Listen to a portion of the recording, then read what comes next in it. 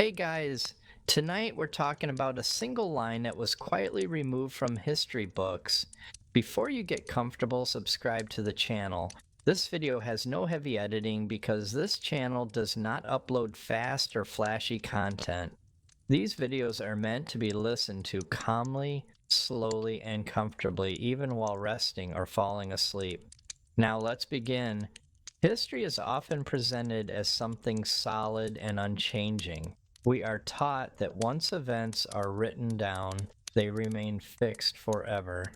Dates stay the same, stories stay the same, truth stays the same. But that belief is not entirely accurate. History books are not complete records of the past. They are carefully selected versions of it. What gets written is chosen, what gets repeated is approved, and what becomes uncomfortable is often removed quietly. There was once a line in history textbooks that most students never questioned. It didn't sound radical or threatening, and it didn't accuse anyone directly. It simply explained that many major historical events were driven not by morality or destiny, but by control over land, labor, and resources. That single idea mattered more than it appeared. Because when people believe history is guided by heroes and fate, they accept outcomes without resistance. But when they are taught that history is shaped by decisions, interests, and power, they begin to question authority. That curiosity is dangerous to any system that depends on obedience. So the line disappeared. There was no announcement, no explanation, and no correction notice. One edition of the textbook included it. The next edition didn't. Teachers were not informed, students were not told. And because the change was silent, it felt natural. Over time, the absence stopped being noticed. This is how historical editing often works. Not through banning or burning books, but through simplification, rewording, and omission. When causes are removed, consequences appear inevitable. When responsibility is softened, power looks innocent. This pattern has repeated itself across centuries. Empires, governments, and institutions have always understood one thing clearly: control the story, and you control how people understand the present. That missing line reminded readers that history is not neutral. It is shaped by those who benefit from how it is remembered. And reminders like that are rarely allowed to stay. So when you read history, remember this: what you see is not everything that happened. Some truths were never written, and some were written and then quietly erased. The most important changes in history are not always loud. Sometimes they happen so quietly that no one realizes anything is missing at all. And this is where the subtle power of omission becomes clear. When an idea disappears quietly, it does not create outrage or protest. It creates forgetting. And forgetting is much more effective than open suppression because it works slowly, invisibly, and without resistance. People stop noticing, stop questioning, and gradually accept the absence as natural. Over time, entire generations inherit this absence, and it begins to shape their understanding of the world. What was once visible, obvious, or even questioned is no longer part of the collective memory. And because the change was so quiet, it feels inevitable, unremarkable, and ordinary.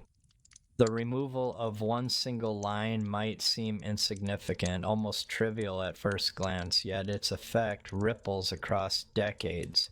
When context disappears, so does critical thinking. When connection disappears, cause and effect is no longer apparent. Students read history not as a story of choices and consequences, but as a series of events that simply happened as though they were unavoidable. When everything feels inevitable, authority feels justified, and obedience feels natural. In this way, subtle omissions shape perception far more powerfully than overt censorship ever could. History is not neutral, it is selected, it is curated, And in the process of selection, the uncomfortable truths, those that might challenge authority, reveal exploitation, or highlight deliberate choices, are often the first to vanish. This does not happen all at once. It happens slowly, piece by piece. One paragraph is shortened, one footnote disappears, one line is reworded, and then the next edition arrives, and the reader notices nothing has changed. They continue trusting the text, assuming it is complete, assuming it is accurate, assuming it tells the whole story. Once this pattern becomes established, it reinforces itself. Teachers teach what they were taught, students learn what they are told, and society begins to accept this edited version of the past as fact. Each generation inherits a history sanitized not through argument or debate, but through quiet omission. And because it is quiet, it leaves little trace. No one protests, no one notices, no one realizes that something important was never there. Understanding this mechanism reveals why some historical narratives feel comfortable, orderly, and even inevitable. The past feels like a closed system with predictable outcomes because the threads of power, decision making, and intent have been selectively removed. Empires appear to rise because of destiny rather than strategy. Wars seem to erupt because of tension rather than planning. Systems of oppression look natural because the evidence of manipulation has been erased. The line that was quietly removed, small as it may have seemed, prevented this simplification from being complete. Its absence allowed the story to feel neat, to feel safe, and to feel final. This kind of editing teaches more than facts. It teaches behavior, it teaches compliance, it teaches acceptance. If power is always presented as inevitable, then questioning it feels irrational. If injustice appears accidental, then outrage feels misplaced. If the mechanisms of control are never visible, then resistance seems impossible. And all of this can happen without anyone noticing, without debate, and without conscious consent. And yet, despite the silence, some traces remain. Some careful readers, some curious minds, some attentive thinkers can sense the absence. They notice gaps in context, contradictions in logic, and questions left unanswered. These observers are rare, but they are vital. They remind us that history is not static, that narratives can be challenged, and that forgetting is a choice, not a necessity. Sometimes the most important truths are hidden not because someone wanted to hide them, but because the system found it easier to leave them unspoken. Silence is often more persuasive than speech, more controlling than force, and more lasting than argument. It teaches the listener to accept, not to question, to comply, not to resist. And in the case of the missing line, this quiet erasure was not merely about one fact, one idea, or one perspective. It was about shaping how people think about the past and, by extension, the present. The quiet disappearance of a single line teaches a lesson about control that is rarely acknowledged. It shows that what is included in history is never neutral. What is excluded is equally powerful. When a sentence, a paragraph, or even a single idea is removed, it does more than just erase information. It erases perspective. Without perspective, events become isolated facts. Wars are no longer seen as a result of complex decisions, alliances, and ambitions. They are simply happened. Leaders appear heroic or foolish in isolation rather than as part of a broader system of choices and consequences. Ordinary people, societies, and institutions seem to float through history without agency, as if guided by fate. And when events appear to be inevitable, authority seems justified. This mechanism is subtle, but it is persistent. Generation after generation grows accustomed to a version of the past that has been curated to minimize challenge. Textbooks, lectures, documentaries, even popular narratives reinforce the same simplifications. and each repetition strengthens the illusion of inevitability. Once an idea has been omitted quietly, it becomes invisible not only in memory but in imagination. People cannot imagine alternatives because they were never presented. The missing line, though it may have been one small sentence, was a connector, a reminder that outcomes were the result of human decisions, interests, and power structures. Its absence means that countless students now accept history as a series of inevitabilities rather than as a chain of human choices with consequences. Even in modern education, the effects of such omissions are profound. Critical thinking relies on context. It relies on understanding motives, connections, and causes. When context is removed, critical thinking is weakened. A student may memorize dates, names, and events, but they will not understand the underlying forces at play. They will learn a sanitized linear story of history, one that rarely challenges their assumptions or confronts the complexities of human behavior. And this is precisely what makes the quiet removal of information so effective. It doesn't provoke resistance, it preempts it. By shaping understanding before it is even formed, it guides perception and behavior in subtle, nearly invisible ways. The erasure of a single line also demonstrates how memory is socially constructed. What society chooses to remember and what it chooses to forget are never random. Decisions about what to include, what to emphasize, and what to remove are often made with the intent, conscious or unconscious, of maintaining stability, preserving authority, and shaping values.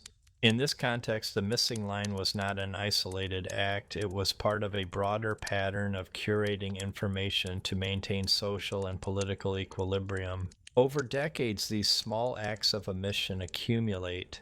The historical narrative that eventually reaches students is not merely incomplete, it is carefully engineered to produce a certain way of thinking.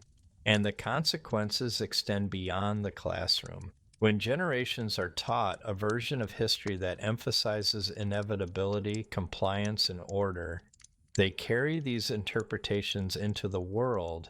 They accept systems without questioning them.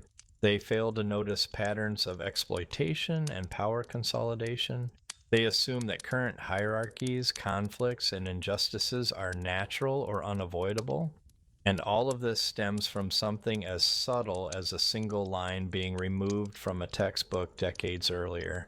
Yet, this quiet control is rarely recognized for what it is. People often assume that textbooks, teachers, and official narratives are neutral, authoritative, and complete.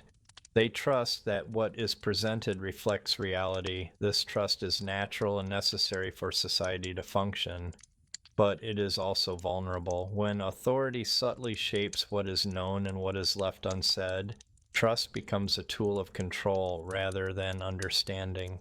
And this is the most effective form of influence: invisible, silent, yet enduring. The line that was removed was more than just information, it was a lens through which to view the past. It revealed causality, agency, and human decision making. Without it, events appear disconnected, consequences seem accidental, and systems of power look self evident. And because the change happened quietly, most readers never noticed. By the time the absence became apparent, the mindset it encouraged had already been internalized.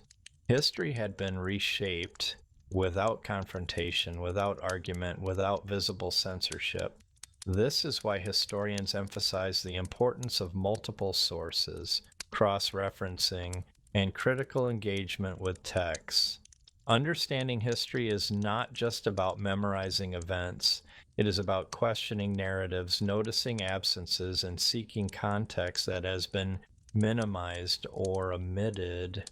The single line that disappeared was a reminder that history is not a fixed story. It is an interpretation shaped by power, perspective, and selective memory. Its absence illustrates the opposite lesson. That the story can be curated so subtly that even those who study it closely may fail to recognize what is missing. As we reflect on this, it becomes clear that the manipulation of historical narratives is not always dramatic. It does not require fiery debates or overt censorship. Sometimes the most powerful edits are the quietest. Sometimes the most enduring influence is the one that is invisible. And sometimes the truth is not that people lie, but that they simply do not speak. Even in silence, the impact is deep. When parts of history are omitted, generations grow up believing the past was orderly and inevitable, that authority is natural and outcomes are beyond question. This is the quiet power of omission. It doesn't just shape what we know, it shapes how we think and what we never question. But when we notice what is missing, a different truth emerges. History is not neat or inevitable. It is shaped by human choices, ambition, fear, and power. Removing uncomfortable details creates a safe and convenient story, but an incomplete one. Understanding omission is not about blame, it is about awareness. History is curated, not neutral. What is absent matters as much as what is written. And once we recognize that silence can teach, we regain the freedom to think critically, question authority, and see the past and the present with clearer eyes. The line may have been erased, but its lesson remains. Knowledge is constructed, and anything constructed can be questioned.